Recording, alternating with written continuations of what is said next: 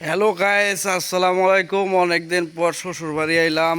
শালি বায়না ধরছে চানাচুর খাইব, চানাচুর লয়ে এলাম। আর হইলো কি বলে এটা রে, নুডলস। সে খুব নুডলস খায়। তো এই হইলো আমার শ্বশুর বাড়ি, ঠিক আছে। তো এইখানে একটা ঘর আছে, স্কুল ঘরের মতো। তো সবাই আমার জন্য দোয়া করবেন। শালিটা অনেক দুষ্টু, বিয়া বইছে কিন্তু এখানে আমার আর চিনে না। এই হলো অবস্থা, ঠিক আছে। তো যাই হোক, আইলাম, ভাবলাম গরুর গোস্ত দিয়ে কিছু খাওয়াইবো, কিন্তু আয়া দেখি আলু ভর্তা আর ডিম ভর্তা।